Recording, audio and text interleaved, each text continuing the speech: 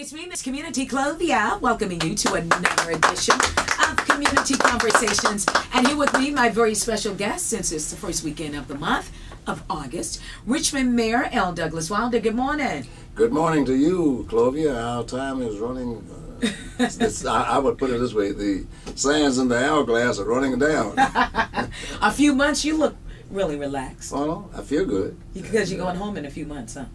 No, I feel good because I've been fortunate to have good health and been able to get and see a lot of things accomplished. So I feel good. All right. Like you knew you would. Like right. You know I would. We're going to jump right in. We have the budget to talk about. We have right. the campaign to talk about. Virginia being a swing state. All yes. sorts of great stuff to talk about. Right. But right now, let's talk about the resigning of your CAO, Chilfield yes. Christian. Yes, Ms. Christian was a very fine and dedicated employee, friend, as well as effective administrator. And she was brought in November. Last November, and at the time I had not said to anyone as to whether I was going to run again or not.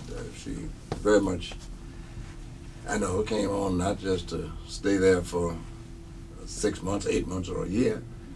And I think my not running again or announcing that I would run again may have played some part and played a significant part in her decision.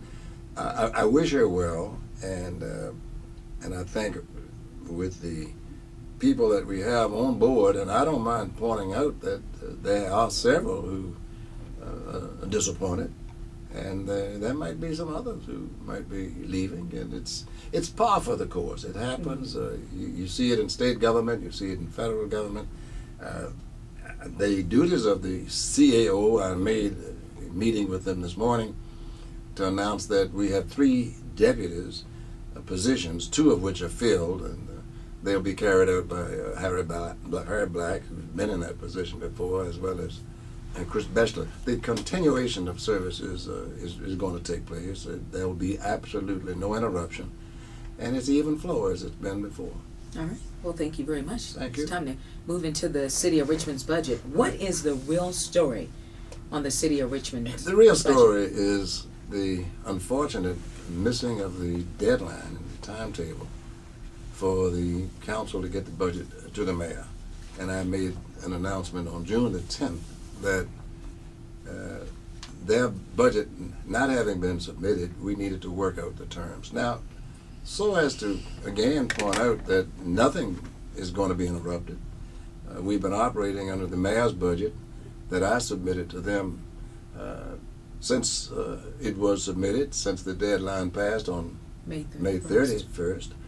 And they have agreed that we will work towards amending my budget. Now, why do we have to amend it? I didn't have tax relief in my budget.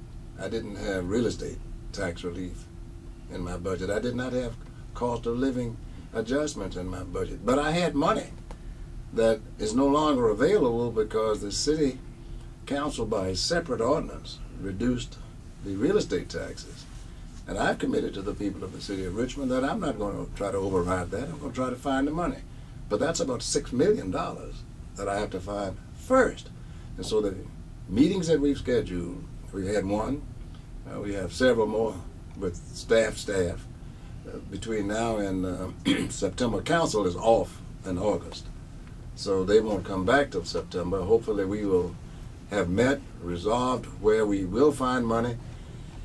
And that's what I'm concentrating on the money. Now, I'm not concentrating on what we call text amendments, language amendments that were in there to sort of curtail the effectiveness of the chief administrative officials of the administration, primarily the mayor.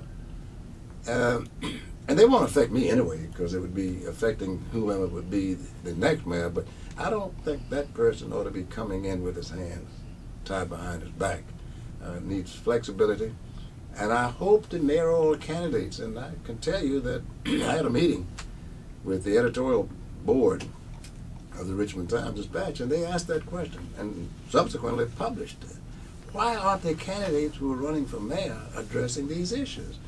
they are the people. The city, as we pointed out, doesn't need lawsuits.